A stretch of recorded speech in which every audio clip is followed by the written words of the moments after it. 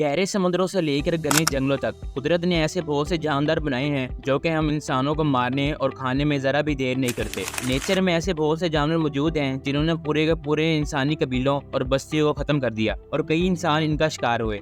आज हम ऐसे टॉप 6 क्रिएचर्स की बात करेंगे जिन्होंने हिस्ट्री में सैकड़ों इंसानों को मारा। Number 6, Gustave crocodile. Nile river में पाया जाने वाला ये मगरमच्छ 100 से 300 लोगों को मार चुका था, जो कि नाइल और रोजी रिवर में अक्सर देखा गया, जिस पर एक डॉक्यूमेंट्री भी बन चुकी है। गोस्टेव की एग्जैक्ट लेंथ अभी तक किसी को भी नहीं मालूम, लेकिन 2002 की नेट जियो की डॉक्यूमेंट्री के मुताबिक गोस्टेव की लेंथ तकरीबन 20 फीट और इसका वजन तकरीबन 907 केजी तक है और इसकी उम्र 2002 में तकरीबन 60 साल के करीब थी। इंसानों के साथ होने वाली झड़पों की वजह से इसके जिस्म में 30 से ज्यादा ब्लूज के स्कार से मौजूद थे और लास्ट बार देखे जाने पर इसका शोल्डर बुरी तरीके से जख्मी था। ये क्रोकोडाइल अक्सर इंसानों को मारकर उनकी लाश खाए बगैर छोड़ देने में मशहूर था, जिसको अक्सर पकड़ने की नाकाम कोशिश की। लास्ट बार इसको एक टंग्याइका में स्पॉट किया गया और 2019 के ट्रैवल अफ्रीकन मैगजीन के मुताबिक ये मगरमच्छ मारा जा चुका है। Number 5, sloth bear Mysore. ये बियर 1 दर्जन से ज्यादा इंसानों को कत्ल में मुलव्विस था और कई लोगों को इसने जख्मी भी किया। इस बियर को हंटर कनीथ एंडरसन ने मारा, जिन्होंने इसको अपनी किताब में मैन ईटर और जंगल किलर के नाम से याद किया। सबसे पहले इस बियर ने मैसूर स्टेट के सिटी बेंगलोर की नगारा हिल्स में इंसानों पर हमले शुरू किए, जो कि दिन और रात दोनों वक्तों में इंसानों पर हमले करता।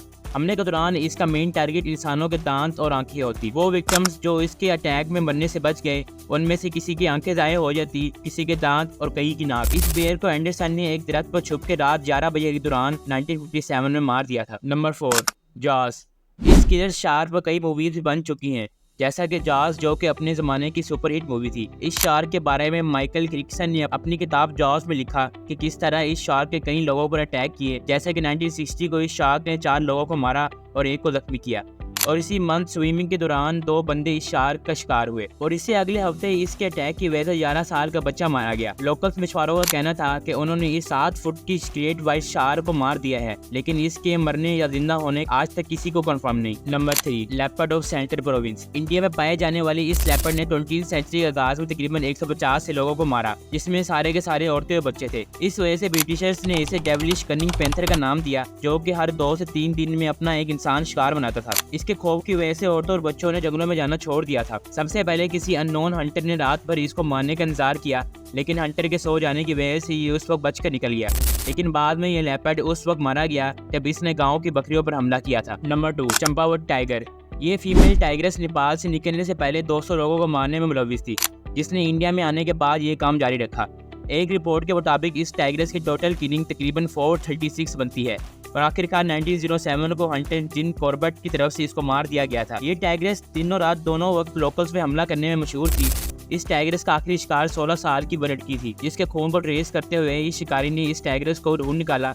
बाद में इसकी बॉडी की एग्जामिनेशन से पता चला कि इसके राइट साइड के कैनाइन टीथ बुरी तरीके से जख्मी थे, जिसकी वजह से ये बड़े जानवरों पर शिकार करने से गुरेज करती थी, इसलिए ये इंसान इस टाइग्रेस के लिए आसान टारगेट होते थे। Number 1, Tsavo man eaters. Tsavo man eaters 2 male lions का एक पेयर था। ये पेयर केनिया के टिसावो रीजन में था जब इसने दर्जनों लोगों की जान ली, जिसमें ज्यादातर कंस्ट्रक्शन वर्कर्स थे, जो कि मार्च और दिसंबर 1898 के दौरान युगांडा रेलवे में काम कर रहे थे। मार्च 1898 को ब्रिटिश गवर्नमेंट ने युगांडा को इंडियन ओशन से बनाने के लिए ब्रिज की कंस्ट्रक्शन स्टार्ट की, जिसके कंस्ट्रक्शन वर्कर्स में सबसे ज्यादा इंडियन थे, जिसका charge lieutenant colonel John Henry Patterson को दिया गया। यही वो लम्हा था जब ये वर्कर्स गायब होना और मरना स्टार्ट हो गए। अगले 9 महीनों में इन वर्कर्स का अपने टेंट में से इन शेरों के हाथों मारे जाना एक मामूल की बात। ये सब देखते हुए इस कर्नल ने इन दोनों को मारने का प्लान बनाया। कई नाकाम कोशिशों के बावजूद आखिरकार पहले शेर को 9 दिसंबर 1989 को मारा गया, जबकि दूसरे को इसके 20 दिनों के बाद मार दिया गया। पहला शेर तकरीबन 9 फीट 8 इंच लंबा था, जिसकी बॉडी को उठाने के लिए तकरीबन 8 लोग लगे। इन दोनों की बॉडी को प्रिजर्व करके इस हंटर ने अपने घर रखा। इसके 25 साल के बाद इन दोनों लायंस की skin field museum of natural history को $5000 में सेल कर दी गई और इनकी खोपड़ियों के साथ आज तक इस शेरों की बाकियात इस म्यूजियम में मौजूद है।